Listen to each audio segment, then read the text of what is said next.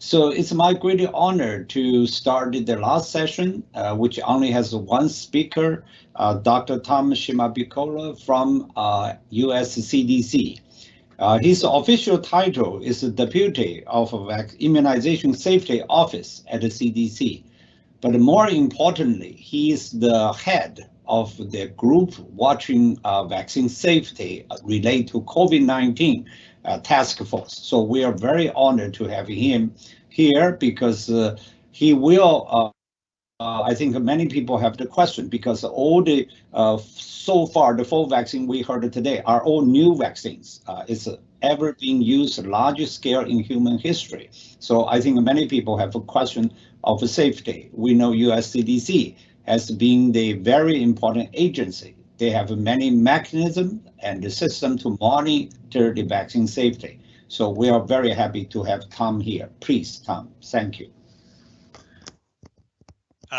Thank you for the introduction. Can you hear me okay?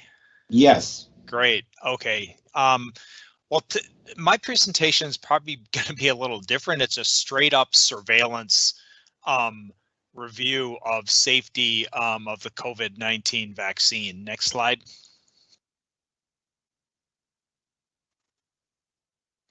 Next slide.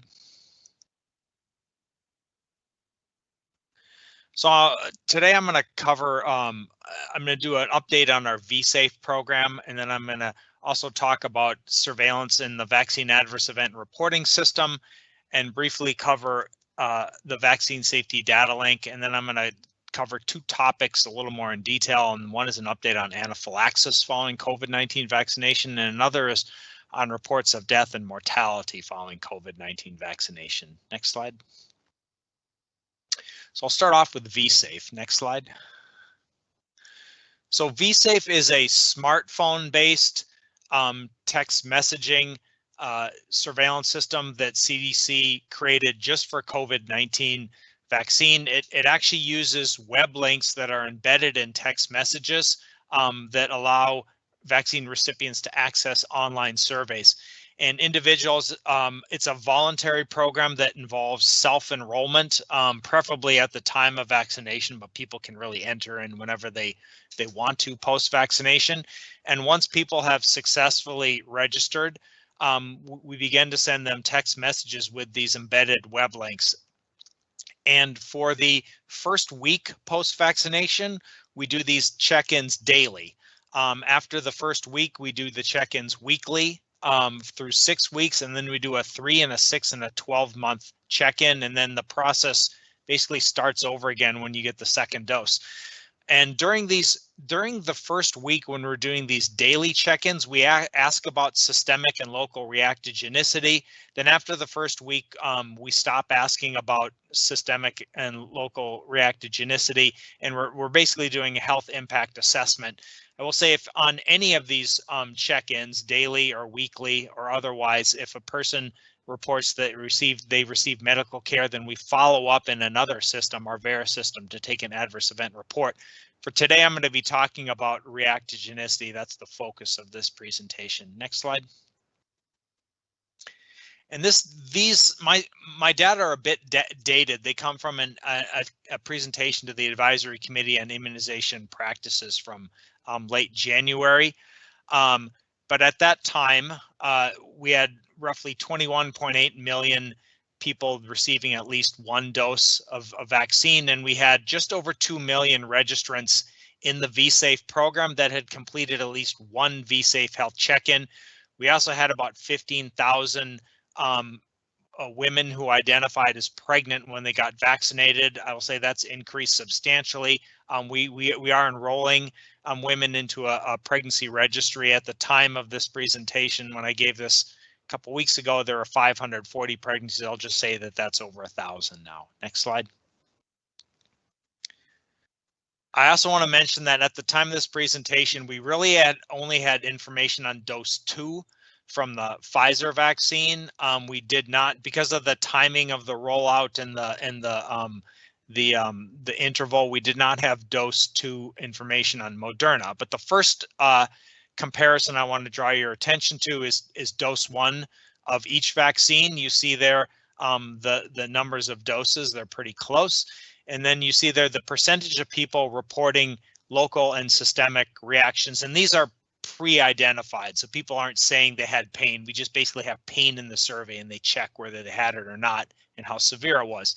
And you can see from the comparison, dose 1 of Pfizer BioNTech compared to dose 1 of Moderna, very similar as far as the types of reactions being reported and the percentage of people experiencing them, local reactions common, and then systemic reactions like fatigue, headache, myalgia, chills also common. Next slide. So this next comparison is looking at dose 1 Pfizer BioNTech versus dose 2 Pfizer BioNTech. And I think the thing that stands out here is if you look at some of these systemic reactions like fatigue, headache, myalgia, chills, fever, there's substantially more reactogenicity being reported after dose 2 compared to dose 1. In some cases, 2 to 3-fold, even more reactogenicity following dose 2. So this is not unexpected. These vaccines are reactogenic. In the clinical trials. There is evidence that dose 2 was more reactogenic than dose 1. So this is essentially confirming the basic reactogenicity profile in the post-authorization monitoring period that was observed in the clinical trials. Next slide.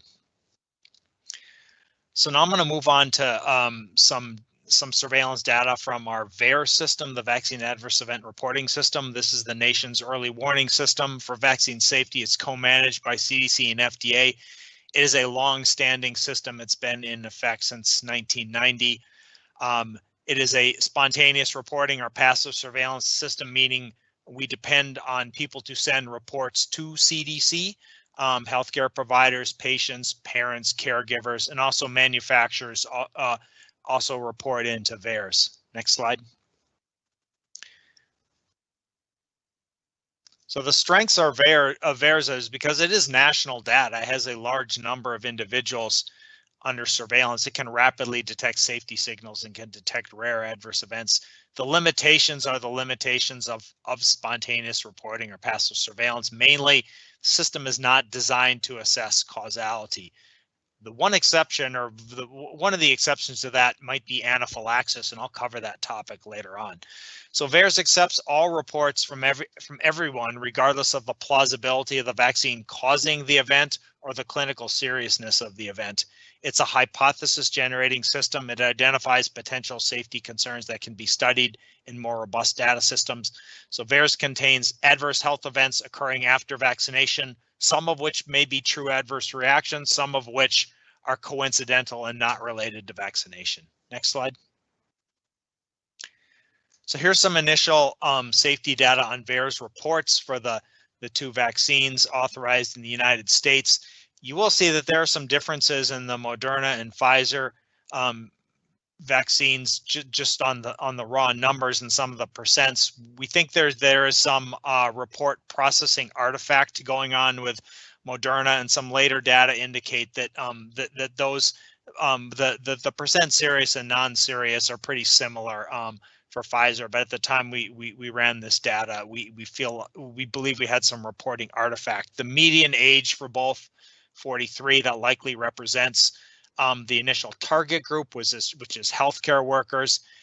If you look at the totals there, you see about 89% non-serious, 11% serious, about 77% in female. There have been more doses administered in females. Again, the healthcare workforce in the U.S. is largely female. However, there are just more reports in females in VAERS data in general.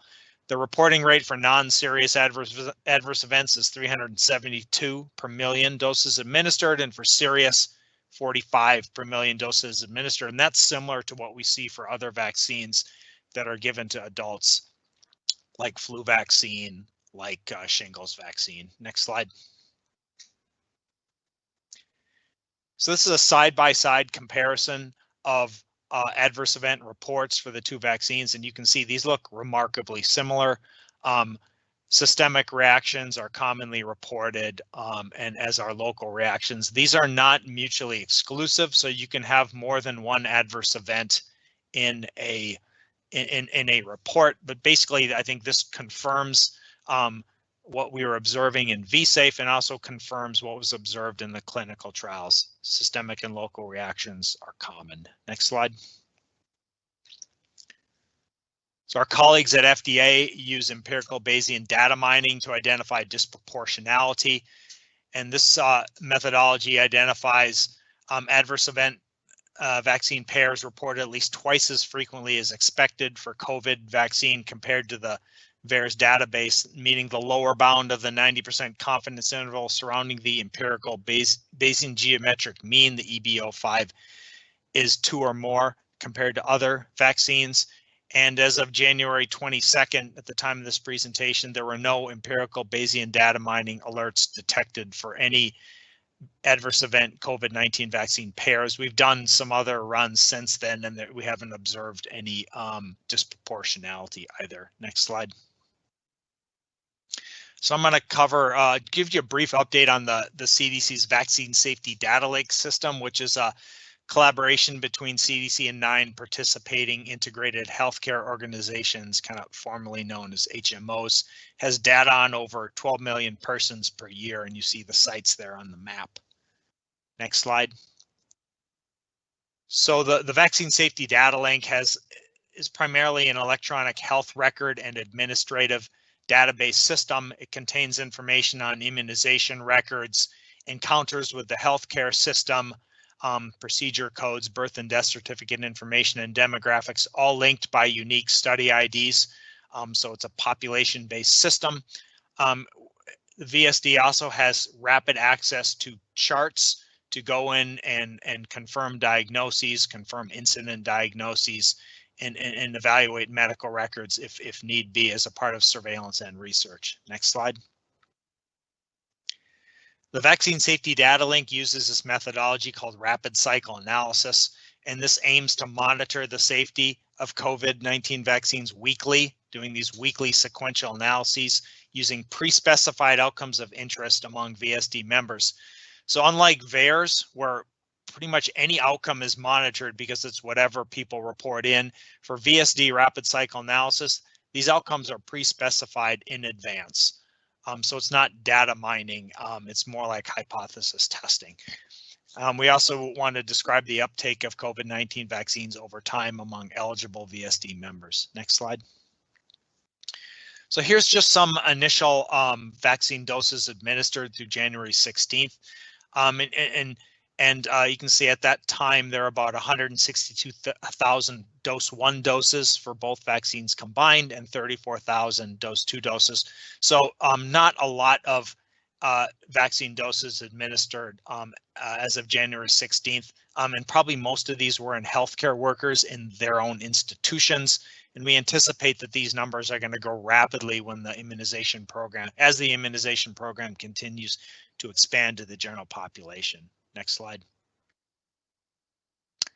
This is just looking at the doses administered by age group. And if you look on the right-hand side there, you see most of these at this time were administered in the 18 to 49-year-old age group. Again, probably most of these are healthcare workers, substantial amount in the 50 to 64, and relatively small amounts in 65 and older. Next slide.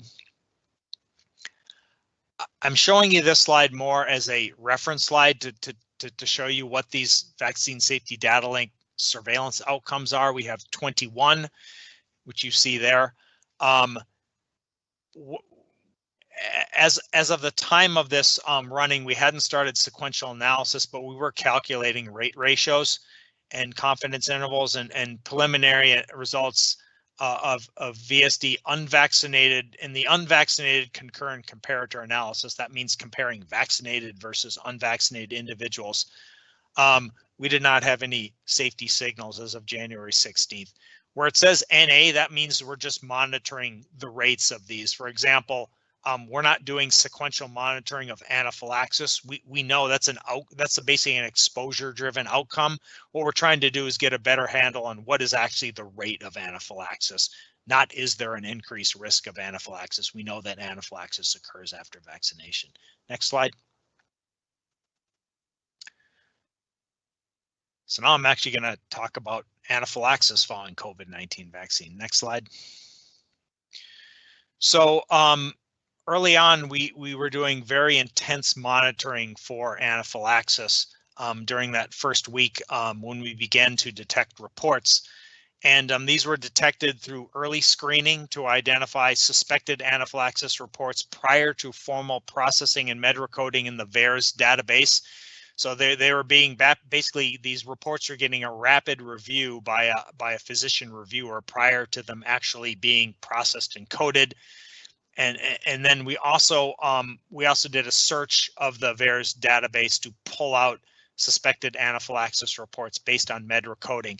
So basically 2 ways of going in and trying to identify these reports. It's kind of a Venn diagram with 2 circles. And generally, there was a lot of overlap between these 2 processes. So we think we are capturing suspected anaphylaxis reports, that the process was sensitive. These were reviewed and assessed by physicians at CDC who conducted medical record review and additional follow-up if necessary. And these cases were classified according to Brighton Collaboration case definition criteria. Levels 1, 2, and 3 are considered cases, 4 and 5 are not. So if they're classified as 4 and 5, they basically rule out. And then we met with FDA daily to discuss and further adjudicate cases if necessary. Next slide. So here's a table of the cases as of January 18th, which is when we actually stopped doing the pre-processing.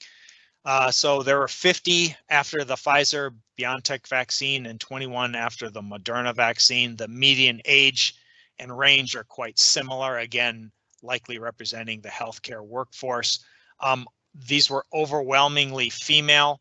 Again, most of the reports, most of the doses administered, but maybe over 60% have been in female, but we have observed this before in VARE's reviews of anaphylaxis reports, that there's a high percentage or high proportion of females relative to males. These cases tend to occur rapidly after immunization, median time of 10 minutes for both vaccines. Most of them have symptom onset within 15 minutes and 90% within 30 minutes. High percentages of these anaphylaxis cases had a documented history of allergies or allergic reactions, often to drugs and foods. And fairly high percentage also had a documented history of prior anaphylaxis, and that was to foods, drugs, contrast media, vaccines, insect stings, and others. Most of these cases occurred after dose 1, and that just likely represents where we were in the immunization program at that time, although there were a few after dose 2. Next slide. This just graphically shows you the onset times. You can see clear clustering within 15 minutes, and then most of these occurring within 30 minutes, although there were a few outliers there on the right-hand side. Next slide. So our updated rates as of January 18th, based on the case counts and the doses administered, were 5 cases per million doses administered for the Pfizer-BioNTech vaccine and 2.8 cases per million doses administered for the Moderna vaccine. The previously reported rate for the Pfizer-BioNTech vaccine was 11.1 per million doses administered, so that reporting rate has come down substantially. And a previously reported rate for the Moderna vaccine was 2.5 per million doses administered, so that stayed relatively stable. Next slide. All right. Lastly, I'm going to cover reports of deaths and mortality following COVID-19 vaccination, and I think this is mainly in response to concerns about death, which is a serious adverse event, and some reports out of Europe about deaths in frail older adults, many of them living in skilled nursing facilities, and concern about deaths in that demographic. Next slide. So this slide outlines how we process and follow up on reports of death, the VARE. So upon receipt or notification of a report, the VARE's contractor will expedite processing of the report. These are processed generally the day of the report. And we'll also contact the reporter for additional information like medical records, death certificates, autopsy reports.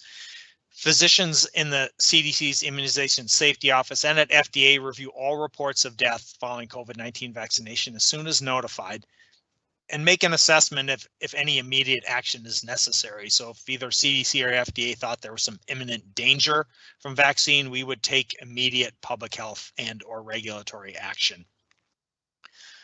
Attempts, multiple if necessary, are made to obtain death certificates and autopsy reports when an autopsy is conducted to ascertain the cause of death. Next slide. And here's a table showing deaths through January 18th. There are 196 reports of death, a median age of 79. About 22% of these were in individuals less than 65. 2/3 of these were reported in long-term care facility residents. And I just want to emphasize that these reports of death involve temporally associated deaths following vaccination due to any cause. And adverse event reports to VAREs, including deaths, should not be assumed to be causally related to vaccination. Next slide. So I'm going to specifically focus on long-term care. Next slide. So in order to put these long-term care facility, these reports of deaths on long-term care facility residents, we thought it was important to kind of put them into the context of what would be expected based on background mortality in general. So we did an estimate of the number of residents we thought would have been vaccinated during this initial rollout period. And we estimated about 2 million doses administered were in long-term care facilities. Based on some data from the National Healthcare Safety Network, we assumed that about 65% of these 2 million doses were administered to residents. The remainder were administered to employees. That's about 1.3 million residents vaccinated during this period, December 21 through January 18th. We also assumed a 22% mortality rate, which is based on published literature. I will say that mortality in long-term care is quite high, ranging from 20 to 30% per year. So that comes out to 286,000 deaths in these 1.3 million residents on an annual basis. So our risk period, again, was we assumed vaccination started in long-term care December 21st, and we ran through January 18th. That was our lock point. That's 29 days. We assume each resident contributes 14.5 person days. So that means a person could come in early during this period and contribute 29 days, or they could come in late and contribute 1 day, basically split the difference, the midpoint. And that 14.5 days is 4% of a calendar year. Next slide. So among these 1.3 million residents vaccinated during this risk period, this initial rollout in long-term care, we would expect 11,440 deaths due to natural causes, due to chance alone. That would be the expected counts of deaths in this vaccinated cohort. And by comparison, VAERS received 129 reports of death following vaccination. So mortality in long-term care residents is high, and substantial numbers of deaths in this population will occur following vaccination as temporally associated coincidental events. Next slide.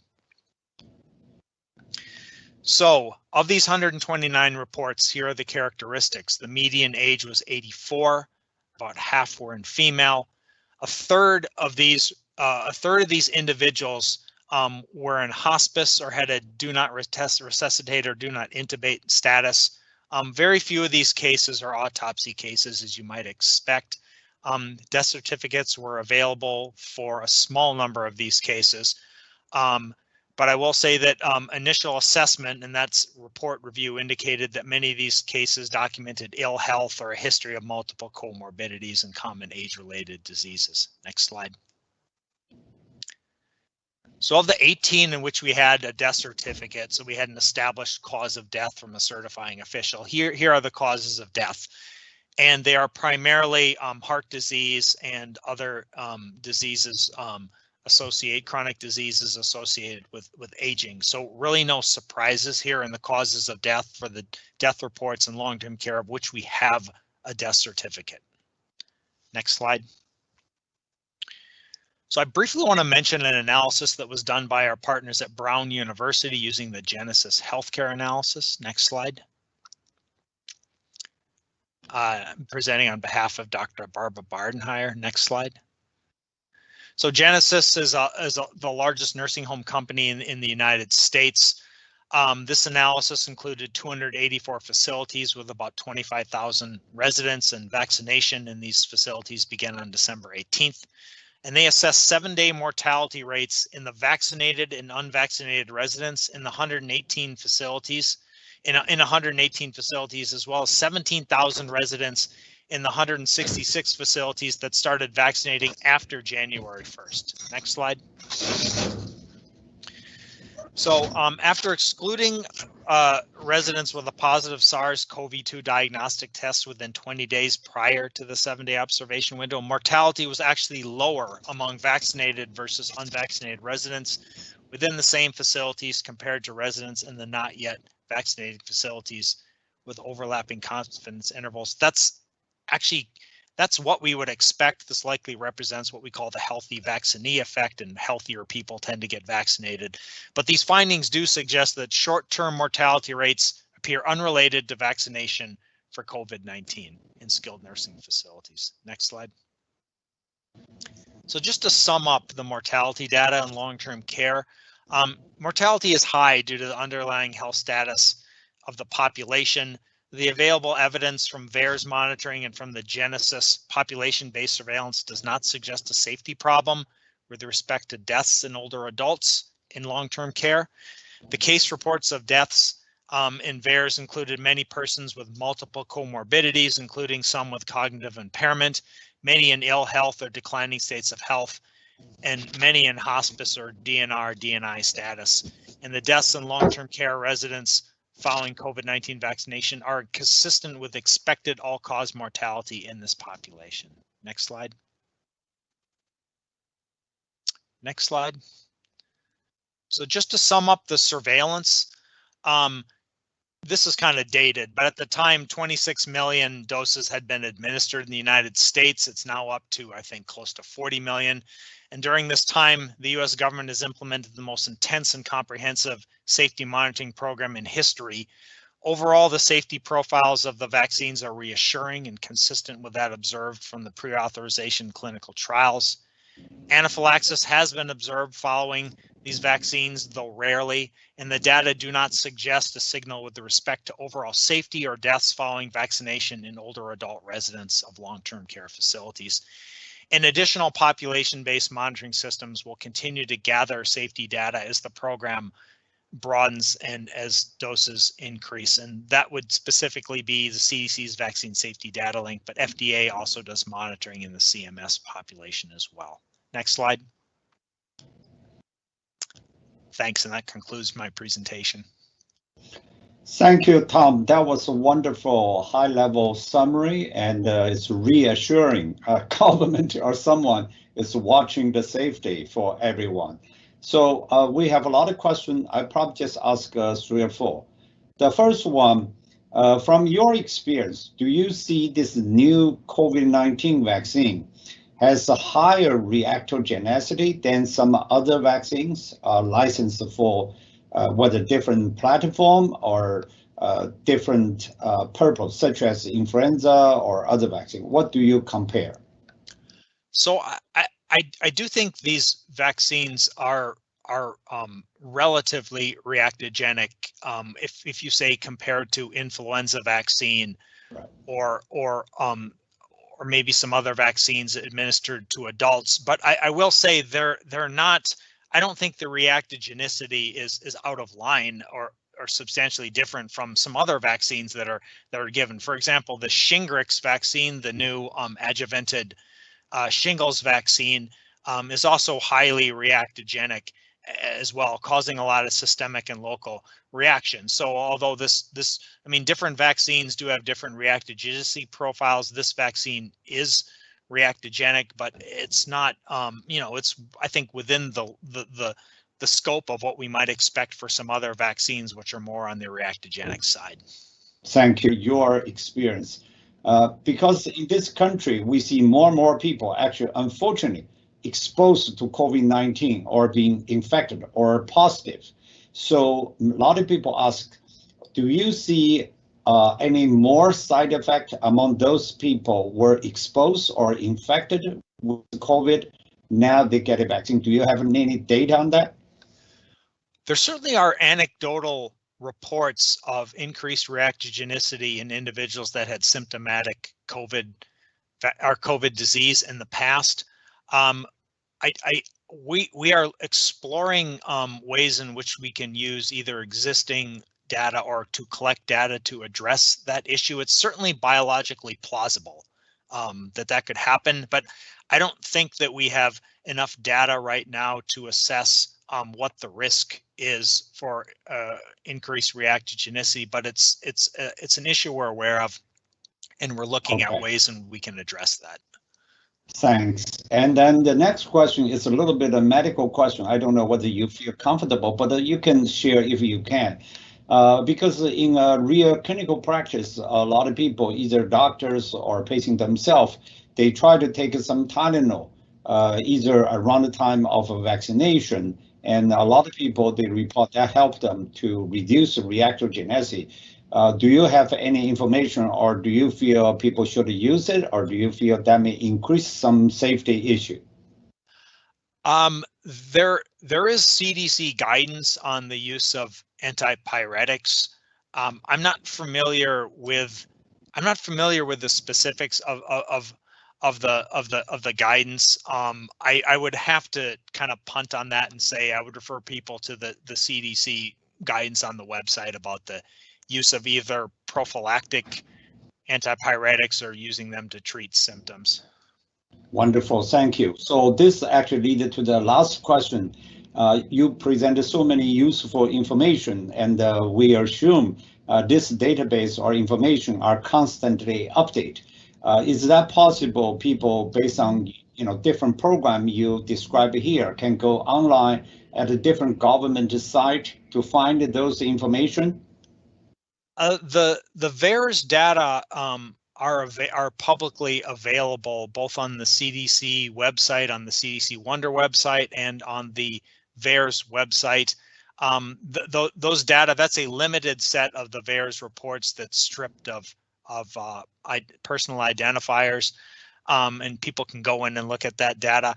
Plus, we do routinely present at meetings of the Advisory Committee on Immunization Practices and at the National Vaccine Advisory Committee, and sometimes at the FDA's VRBPAC committee. We publicly present safety data. So I would say if people want sort of a comprehensive current overview, they can tune into the ACIP presentations where this information is routinely presented. Wonderful. So their information is available, right? ACIP. Yes. Okay. Yes, and you can go on the website and see the old presentations. Yeah, I have not checked for some time, but maybe at your CDC, the COVID-19 safety, if you have a particular site, if you can link any public sources like today, of course, some are not publicly available. If you can provide that link, I think that would be very helpful to reduce general public anxiety, probably, or become very informative. Yep. Okay. Well, thank you very much, Tom. I think this will conclude our last session. Really, we learned a lot from vaccine developers and also from US CDC. So on behalf of my co-chairs, we will just provide a few closing remarks. So we have gone through only a half year. Last summer, we had 3 Congress series. We had 12 developers give their presentation. So I list most of them here. 1 or 2 actually decided to drop or delayed. Then today, with the boxes here circled, you can see this is the 4 leading program. They actually reached the EUA, this final stage to get authorization to be used in large human population. We were hoping to invite 2 developers from China. They use inactive vaccine. We hope we can have them to present in the future. At the same time, we're very happy to see more and more develop, reaching the final this endpoint, get their authorization, as we read from news that Janssen and also more groups are going to finishing their phase 3 and applying for the emergency use authorization, including a company from such as in India and many other places in the world, and different platform, not just mRNA or adenovirus. We are going to see different type of use of the same technology or new technology such as viral particle or DNA or plant-produced antigen. So COVID-19 is a terrible disease, but at the same time provide a very great opportunity to promote different vaccine technology. And also, as we learned today, with the emerging mutations and maybe the long persistent virus with us for a long period, even with the vaccine. So I would anticipate we are going to see more and more vaccine being developed and different way of using that, or even different combination of vaccine. So ISV is committed to continue provide this platform, provide open, scientific, balanced approach to share the update COVID-19 vaccine information to the general public. Next slide. We certainly want to thank many our ISV members. As you know, most developers, they all have our members. We certainly hope many among audience here today are also vaccine professionals, whether you are from academia, industry, government, or any agency. If you're working in vaccine-related science or technology or public health, we welcome you to become an ISV member. So you can go to our website, find the benefit to be a member. Next slides. So we will constantly update the next Congress. At this time, we don't have an exact date, but we anticipate within 1 to 2 months, we should have the next update on the COVID-19 vaccines. Also, ISV is organizing vaccines around other subjects. For example, last year, we also organized an update on influenza vaccine. We hope people will be interested following such a progress. You can check at our website regularly. If you register with us, we will also send you email with such an update. So I think that's the end of today's program. On behalf of ISV board and officers and my co-chairs, I want to thank everyone for your participation, and we'll see you next time.